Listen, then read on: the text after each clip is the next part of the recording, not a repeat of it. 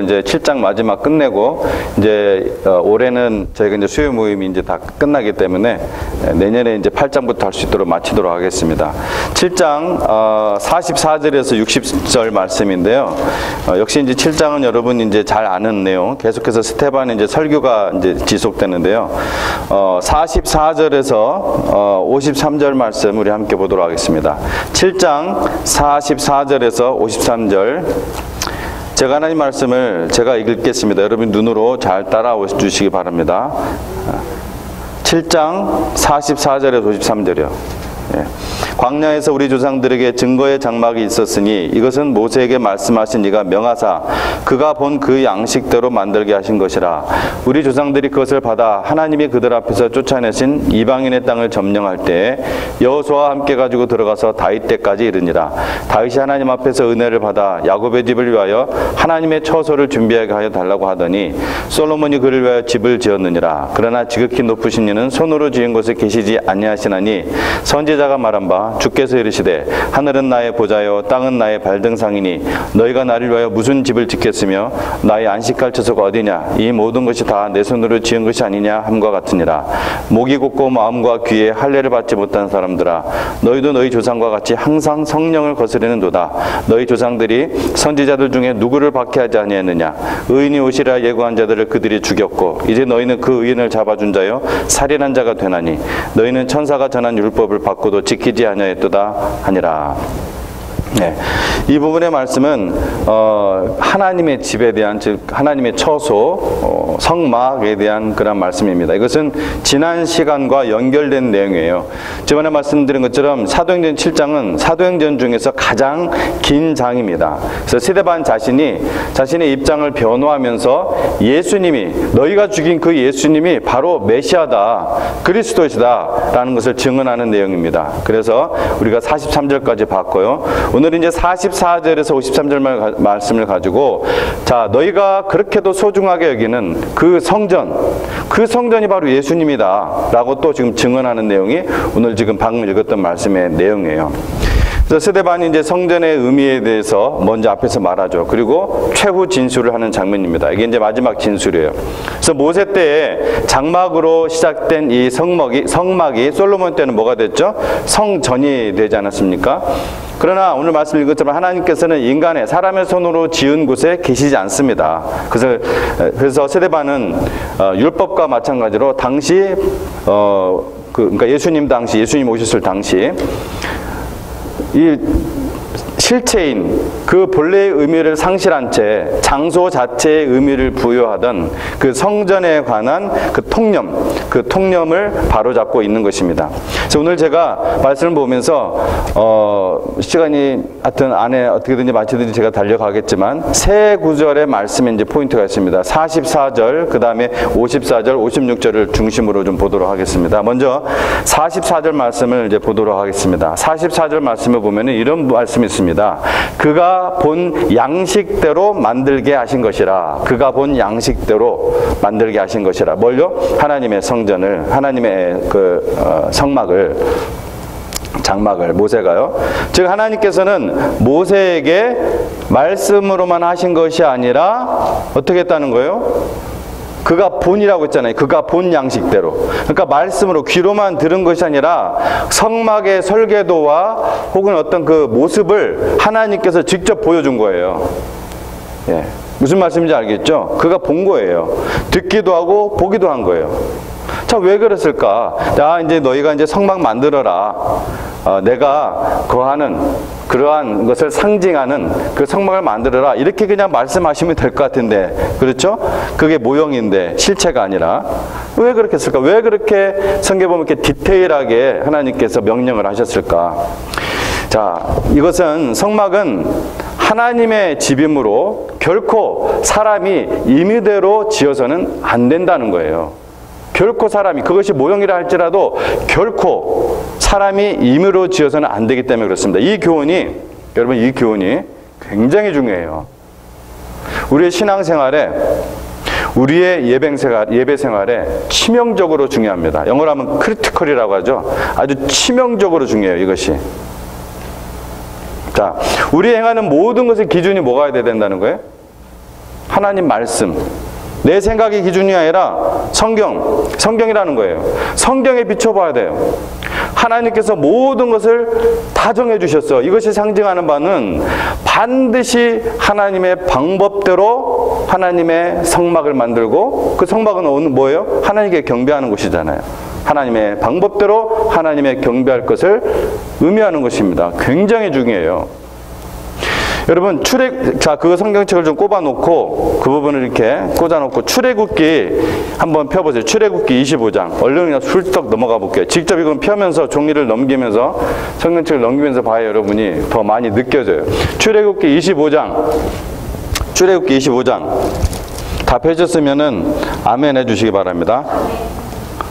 예, 아직은 아멘 안 하신 분이 있어요? 다 성경표 피셨어요?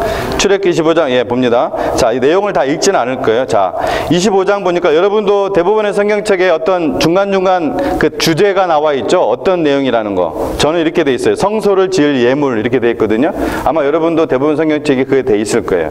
자, 출애굽기 25장부터 31장까지 전부 다 하나님의 성막에 대한 거, 예배에 관련된 거예요. 25장부터 31장. 이게 어떤 거냐면요, 지금 하나님께서 모세를 부르셔요. 시내산 호렙산으로 불러서 그 계명을 주시고, 실제로 두 돌판에 계명 주시는 거는 그냥 말씀하고 몇 줄 얘기하고 딱 끝나요. 그렇게 해도 우리가 소중하게 생각하는 십계명 주신 거는 몇 줄로 딱 끝나버려요. 24장에서. 근데 25장부터 31장 전체에 예물, 자, 25장에는 성소를 지을 예물, 진설병, 두누상, 등잔대와 기구들 전부 다 지금 성막 안에 있는 거 혹은 예물에 관한 거 계속 얘기하고 있죠. 26장도 성막에 대한 거고, 27장도 그런 내용이고, 28장은 심지어 제사장이 어떤 옷 입어야 된다, 이런 것까지 얘기하고 있어요. 27장. 그 다음에 28장 제사장의 직분을 또 위임하고, 29장 참. 그 다음에 매일 드릴 번제, 또 30장은 또 분향할 제단, 뭐 여러 가지 전부 다 지금 성막에 대한 거예요. 31장까지 계속해서 25장에서 31장 전체가 바로 성막, 성전 기구, 제사장의 옷, 이러 된 거예요. 전부 다 성막에 관련된, 하나님의 예배와 관련된 거예요. 자, 그렇게 했는데 32장에 그 유명한 사건이 일어납니다. 자, 이렇게 해야 된다, 이렇게 디테일하게, 아주 디테일하게 하나님께 얘기해 주셨는데, 저 아래 산 아래에서 뭐 하고 있어요? 32장에서 그 유명한 금송아지 사건이 일어나는 거예요. 근데 금송아지 사건이 뭡니까? 뭐예요? 자기네들 방식대로 예배 드린 거예요. 자기네들 방식대로. 그게 뭡니까? 그게 우상숭배예요. 아이러니하죠. 지금 모세는 올라가서 지금 계속해서 하나님께 성막 만드는 거, 어떻게 또 그 예배 드려야 된다는 거, 성전기구를 못 써야 된다는 거, 규격, 색깔 다 하나님께서 이렇게 얘기하고 있는데, 밑에서는 자기네 마음대로, 자기네 방식대로 예배를 드리고 있었던 거예요. 그러니까 모세가 내려와서 어떻게 합니까? 내려오다가 돕고서 두 돌판을 깨서 산 아래로 던져버려요. 그렇게 해도 소중하게 여겼던 그 십계명, 그 돌판을, 하나님께 직접 새겨주신 그 돌판을 아래로 그냥 확 던져서 깨버려요. 아주 화가 나가지고. 그 다음에 또 어떻게 합니까? 하나님께서 말씀하신 대로 3,000명을 대표로 다 죽여버립니다. 거기에 그런 식으로 예배를 드렸던 그 모든 자들을 다 죽여야 되는데, 하나님께서 긍휼을 베푸신 거죠. 3,000명을 대표로 죽여버립니다. 그만큼 하나님 앞에서 하나님의 말씀대로 하지 않는 것에 얼마나 하나님이 심각하게 생각해요. 그래서 제가 아까 신앙생활에 이게 아주 예배생활이 크리티컬하다고 얘기한 거예요. 그 다음에 이제 33장에서는 시내산을 떠나라고 명령하고요. 그 다음에 34장에서 그런 일이 있었으니까 이제 돌판이 또 만들어져야 되잖아요. 34장에서는 두 번째 돌판이 만들어지고, 그 다음에 언약의 갱신이 일어납니다. 다시 하는 거예요, 이제. 저번에 니네 그렇게 엉터리로 했으니까 다시 해야 된다고 언약 갱신이 4장에 일어나요. 그 다음에 35장에서는 또다시 예배, 성막, 그 성막에서 일하는 일꾼들 또 얘기하고 있어요. 그 다음에 36장에서 39장까지 또 실제로 만듭니다. 하나님께서 주신 그 말씀대로, 그리고 그 보여주신 그 설계도대로 똑같이 성막과 성전기구와 제사장의 옷 그대로 다 만들어요. 여기서 이렇게 출애굽기 40장인데 엄청난 양을 여기다 할애하고 있다는 거예요. 지금 엄청난 양을. 여기까지 하나님께서는 아주 시시콜콜이, 우리가 생각할 때 아주 시시콜콜이 모양뿐만 아니라 치수, 색깔, 위치, 뭐 동서남북, 성막에서의 어떤 봉사 임무, 누가 해야 되는지, 어떤 식으로 할 건지, 무슨 불을 써야 되는지, 뭐 어떻게 불을 꺼야 되는지, 제사장의 옷, 어떤 장식을 달아야 되는지, 어떤 디자인인지 아주 그냥 시시콜콜이 명령하세요. 이거대로 이거 벗어나면 어떻게 돼요? 안 되는 거예요. 성경 기준이에요. 반드시 하나님께서 명령하신 대로 하나님이 경배할 것, 이 스피릿이 중요하다는 거예요. 이 정신이 중요하다는 거예요. 그렇게 하고 다 끝난 다음에 40장에는 또 뭐예요? 성막을 봉헌하는 것입니다. 이렇게도 중요합니다. 그래서 성전은 친히 하나님께서 그의 백성 가운데 거하신다는 표시로 주어진 것이었죠. 하나님께서 여러분 이 자리에 거하십니다. 아멘. 하나님께서 이 자리에 거하세요. 하나님께서 여러분 안에 거하십니까? 예, 여러분 안에 거하십니다. 이거 얼마나 놀랍고 얼마나 영광스럽고 얼마나 송구스러운 일인지 모릅니다. 부담만 되세요? 아니면 이거 엄청난 거예요. 엄청난 거. 예수님께서 이 땅에 오셨을 때 말씀이 육신이 되어 우리 가운데 거하심에, 요한복음 1장 14절 말씀이죠. 그 거하심에, 이게 무슨 뜻이라고 했습니까? 제가 요한복음 성경 공부할 때, 요한복음 수요일날 할 때 내가 한번 한 것 같은데, 거하심에 이것이 성전이에요. 이게 성막이에요. 이게 성막. 거하신다는 이 단어가 성막이에요. 성막. 결국은 이 원어를 찾아보면은 장막을 치다, 또 거주하다 이런 뜻이라고 했잖아요. 스케네오 해가지고. 이게 히브리어로는 숫꽃. 그래서 제가 언젠가 이 얘기하면 기억날지 모르겠네. 미시간 무슨 뜻이라고 했어요? 미시간? 어머님이 사시는 미시간? 아, 그때는 우리 김민정 자매님 안 계셨어요. 미시간. 그게 태바노클이라는 뜻이에요. 그게 성막이라는 뜻이에요. 성막. 미시간. 히브리어예요. 히브리어. 그러니까 예수님이 말씀이 육신이 되어 우리 가운데 거하심에, 예수님이 뭐라는 거예요? 예수님이 성막이라는 거예요. 예수님이 성막. 네. 사도 요한이 신학적으로 기가 막히게 이것을 기록을 했어요. 그 성막은 예수 그리스도를 가리키는 것이었고, 예수 그리스도께서도 뭐라고 써요? 친히 내가 성막이다, 내가 성전이다, 직접 말씀도 하셨어요. 그러나 유대인들은 성전은 중요하게 생각하면서도 이 성전의 실체이신, 성전이신 예수 그리스도를 배척했을 뿐만 아니라 십자가에서 죽였어요. 온갖 망신 다 주고, 옷 다 벗기고, 채찍질하고. 어떻게? 여러분 이런 생각할 때마다 그런 생각 안 듭니까? 어떻게 그럴 수가 있지? 그들은 하나님의 말씀을 계속 받아왔었고, 아무리 그들이 그렇다 할지라도 하나님 율법을 직접 받은 자들이고 계속해서 교육을 받아온 자들이고, 하나님의 말씀에 대해서. 근데 어떻게 그럴 수가 있지? 그들은 상당히 또 종교적인 사람들이었어요. 어떻게 이럴 수 있는가? 간단합니다. 성경 중심적 생각에서 벗어나면 그렇게 됩니다. 성경 중심적 생각에서 벗어나면은 이렇게 되는 거예요. 자기가 알고 했던 모르고 했던 예수님을 여러분 십자가에 못 박아 죽이고, 또 스데반을 이후에 스데반이 돌로 쳐 죽이죠. 스데반을 돌로 쳐서 죽인 사람들은 그냥 악한 사람들, 그냥 못된 사람들, 깡패들이 아니에요. 누구예요? 하나님의 백성이라고 자처하는 사람들이었습니다. 하나님 앞에서 자기네들이 신앙생활 잘한다고 생각하는 사람들이었어요. 근데 자기 방식으로 하나님을 섬기고, 성경의 방식이래요. 성전 예배를 자기 방식으로 예배를 드렸던 자들이에요. 그 고집이 영적인 블라인드를 만든 겁니다. 제가 다시 말씀드리죠.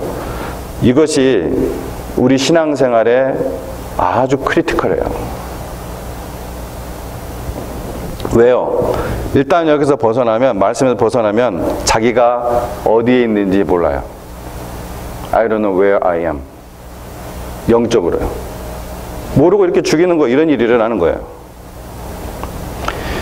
이런 자들이 예수님 당시 대부분의 소위 말하는 하나님의 백성들, 신자들의 태도였고, 여러분 다시 한번요, 또 한 가지는 모든 역사에서 머저리티를 이루는, 주를 이루는 신자들은 항상 성경 중심보다는 대중적이고 인간 전통 중심적 신자들이었어요. 네, 교회사를 제가 아는 저로서는 분명하게 보입니다. 그 시대에 지금 똑같은 시대가 지금 계속되고 있어요. 어느 시대든 해 아래 새 것이 없습니다. 여러분, 우리 이러한 사실에 우리 성도들은 더욱 경각심을 가져야 돼요. 여러분, 중국집 좋아하세요? 저는 좋아하는데 짜장면도 좋아하고 짬뽕도 좋아하고, 저도 똑같아요. 중화요리집 가면은 짜장면을 시켜야 되나 짬뽕을 시켜야 되나 항상 갈등 하다가, 둘이 가면 근데 좀 편해, 그죠? 특히 이제 부부하고 가면은 반씩 시키면 되니까. 근데 저는 주로 이제 짜장을 좀 더 시켜요. 짬뽕보다는 짜장면을 좀 더 시킵니다. 중화요리 식당이 하나 있어요. 그런데 짜장면하고 짬뽕, 탕수육은 맛이 하나도 없어. 못 만들어요.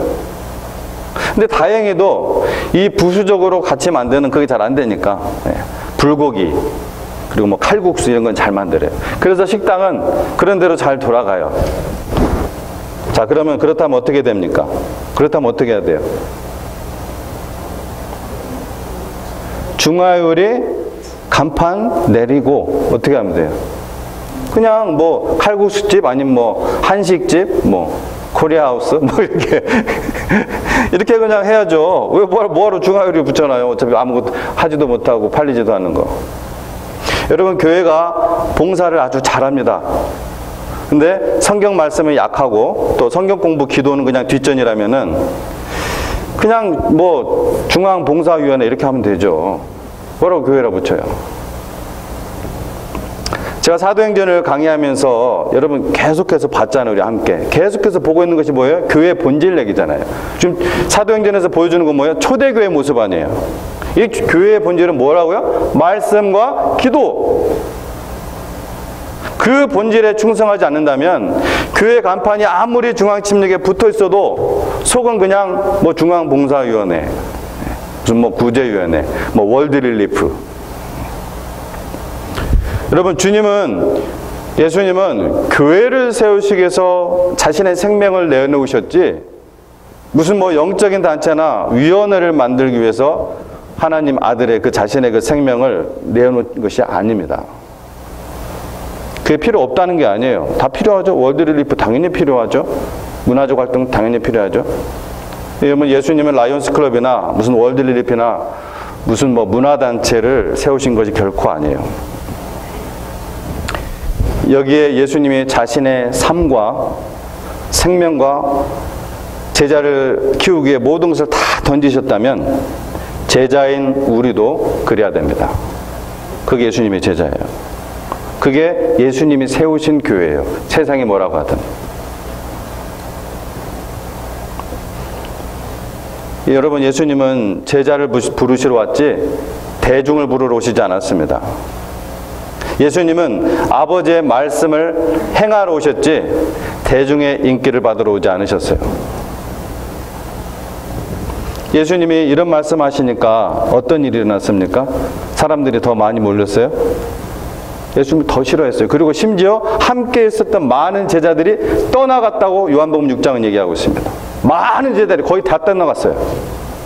그러나 그들을 설득하거나 제발 가지 말라고 붙잡거나 하지 않았어요. 6장 읽어보세요. 요한복음 6장. 우리 이미 했어요, 사실. 오히려 12제자들에게 뭐라고 했습니까? 너희도 가려느냐? 너희도 가려느냐? 그만큼 본질 중심적 교회는 이것은 주님의 뜻입니다. 주님의 뜻이에요. 여기에 우리가 생명을 걸어야 돼요. 자, 54절에서 60절. 이거는 이제 사도행전으로 다시 돌아옵니다. 사도행전 7장. 54절에서 60절은 여러분이 아는 내용이니까 두 군데 말씀만 읽고 그 부분 설명하고 마치도록 하겠습니다. 54절 말씀을 한번 같이 읽어보도록 하겠습니다. 사도행전 7장 54절. 같이 읽습니다. 시작. 그들이 이 말을 듣고 마음에 찔려 그를 향하여 이를 갈거늘. 스데반의 설교가 다 끝난 다음에 스데반을 향하여 이를 갈았습니다. 근데 그 앞에 그 전에 뭐가 있어요? 마음에 찔려. 여러분 스데반의 설교는 근데 마음에 찔려 할 때 여러분 뭐 기억나는 거 없어요? 이와 똑같은 말씀이 나오는 데 있어요. 마음에 찔려. 이게 첫 번째 나온 게 아니에요. 사도행전 2장에 나옵니다. 베드로가 설교한 다음에 그들이 마음에 찔려 형제들아 우리가 어찌할꼬 하면서 회개했죠. 그렇죠? 근데 지금 여기에서 반응은 뭐예요? 정반대입니다. 여러분 스데반의 증언에도 베드로처럼 마음에 찔렸다고 했어요. 하지만 이번에는 몹시 화가 나서 이를 갈며 스데반을 죽이려고 해요. 교훈은 뭡니까? 교훈은 복음에 대한 반응은 모두 같지 않다는 거예요. 복음에 대한 똑같은 반응인데 같은 말씀을 듣고도 받는 사람에 따라 완전히 상반된 반응을 보이기도 한다는 거예요. 같은 말씀인데 사람에 따라. 제가 달라스에 있을 때 저도 말씀 중심적, 복음 중심적 목회를 하려고 뭐 신학교 시절부터 아주 애를 썼습니다. 근데 그런 목회를 하면서 이런 전혀 상반된 반응을 경험을 했어요. 하나님 말씀에 순종하고 울고 정말 회개하고 감사하다 또 격려하는 그런 반응도 있지만 여러분 이를 갈고 또 눈을 부라리고 작은 팩트, 어떤 작은 팩트가 하나 있어요. 실제적인 그 팩트 하나를 이용해서 거짓 루머를 퍼뜨리고 당을 짓고 데리고 나가고 그런 경험을 했습니다. 여러분 세상이 하나님의 말씀에 대해 보이는 반응은 항상 일정하지 않습니다. 어떤 사람은 말씀을 듣고 찔려 회개하기도 하지만 반대로 어떤 사람에게는 그 찔림이 어떻게 반응합니까? 분노와 반감으로 반응을 해요. 똑같이 찔렸는데 한쪽은 회개, 한쪽은 오늘 스데반을 분노, 반감, 죽이기까지 해요. 그러므로 우리는 하나님의 말씀에 대한 나의 반응을 잘 살펴야 됩니다. 하나님의 말씀에 대한 나의 반응. 다른 사람 반응 볼 필요 없습니다. 내 반응. 지금 내가 이 말씀 지금 듣고 있을 때 나의 반응. 56절 말씀 보도록 하겠습니다. 마지막으로 56절 같이 읽겠습니다. 시작. 말하되 보라 하늘이 열리고 인자가 하나님 우편에 서신 것을 보노라 한대. 여러분 저는요 사도행전 전체에서 이 56절을 읽을 때마다 저는 너무너무 큰 감동을 받아요. 어떨 때는 코끝이 찡하고 가장 저는 제가 뽑으라면은 56절은 정말 이 사도행전 전체에서 최소한 가장 감동적인 부분이에요. 여러분 예수님은 성경에 보면요 예수님은 보통 하나님 보좌 우편에 어떻게 하고 계세요? 앉아 계세요. 하나님 보좌 우편에 앉아 계십니다. 근데 56절 뭐라고 돼 있어요? 서 계세요. 서 계세요. 스데반의 그 순교의 시간에는 아주 안타까운 마음으로 그 여러분 예수님의 그 표정을 한번 생각해 보세요. 스데반에 지금 순교를 하고 있습니다. 하나님의 말씀을 하나님 고지고대로 증언하다가 예수님을 증언하다가 예수님이 친히 그 보좌의 자리에 일어나서 안타까운 마음으로 그를 돕고 계십니다. 그 표정을 여러분 생각을 해보세요. 우리의 고통의 현장에는 늘 주님이 함께 계십니다. 그분은 절대로 당신을 버려두지 않습니다. 저희 하나님, 여러분 하나님, 동일한 하나님이시지 않습니까? 스데반이 섬겼던 그 하나님, 그 예수님, 결코 우리를 버려두지 않으세요. 특히 우리의 고통이 심해질수록 그래서 감당하기 어려울수록 그분은 일어서서 자신의 보좌에서 일어서서 적극적으로 우리가 주님을 증언하는 것을 우리가 하나님 말씀대로 하는 것을 적극적으로 도우십니다. 여러분 그러다 죽으면 순교입니다. 그게 순교예요. 저는 요한계시록을 여러 번 읽었는데 요한계시록에 있다 거기 순교하는 사람들 많이 나오죠. 거기서도 많은 사람들이 순교를 합니다. 근데 제 자신이 그러한 상황이 됐을 때 나도 저렇게 순교할 만한 용기가 나한테 있는가? 없더라고요. 자신이 없어요. 얼버무리고 넘어가고 싶더라고요. 근데 여러분, 순교도 하나님이 주신 능력으로 하는 겁니다. 내 용기로 하는 게 아니에요. 예수님께서 일어나셔서 끝까지 하나님의 증언하고 끝까지 하나님 말씀대로 할 수 있도록 힘을 주시는 거예요. 용기를 주시는 거예요. 능력을 주시는 거예요. 그래서 할 수 있는 겁니다. 그래서 우리가 미리 겁먹고 미리 두려워할 필요 없습니다. 우리가 하는 건 뭐예요? 끝까지 stay in Jesus Christ. 우리가 주님 안에 거하기만 하면 돼요. 우리가 순교하면은 뭐 그렇게 순교할 것 같으니까 이렇게 말을 자신 있게 하는 것 같은데, 영광스럽게, 정말 영광스럽게 하나님 나라에 입성하는 것입니다. 기도하겠습니다.